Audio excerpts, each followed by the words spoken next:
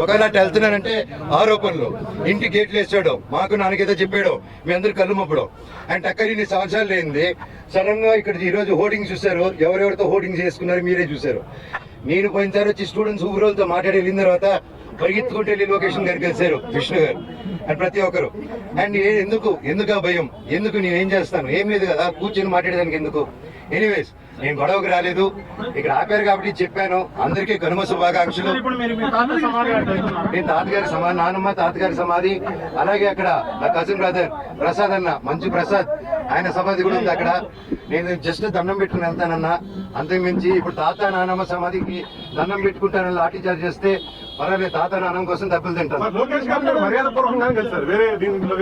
ఏం లేదండి, నేను ఎప్పుడు వచ్చినా వెళ్తాను. మా ఊరు నారవరపల్లి కూడా, అక్కడికి వెళ్ళిన నా బంధువులు నేను కలుసుకుని వచ్చినాను. వాళ్ళని ఇష్యూలో నేను ఇన్వాల్వ్ చేయలేదు. నేను లోకేష్ గారిని కూడా, ఎవరిని గారిని కూడా సార్ నాకు ఇలా చేయండి, నాకు ఇబ్బంది పెడుతుంది, నేను ఎవరిని అడగలేదు. ఎందుకంటే ఇది నాది, నా ఒక్కడిది నేను డీల్ చేసుకుంటాను. సార్ తాత నాన్న పర్మిషన్ మీరు తీసుకున్న తర్వాత మీ తాత నాన్న మీరు మీ ఇంట్లో వెళ్ళేదానికి అడ్డుకున్నారు. అదొక ఇల్లు అంటే ఆయన ఉన్నారు, నాన్నగారు ఉండి రావద్దన్నారు కాబట్టి ఓకే. ఇప్పుడు తాత నాన్న సమాధికి ఇప్పుడు ఎట్టది మీరే చెప్పండి, న్యాయమా న్యాయం అది వెళ్ళకూడదు. నాకు కోర్టు ఆర్డర్ రాలేదన్నా, సర్టిఫికేట్ రాలేదు. ఇప్పుడు నాకు ఆయన జిరాక్స్ కాపీ ఇస్తే తప్ప అది వచ్చింది.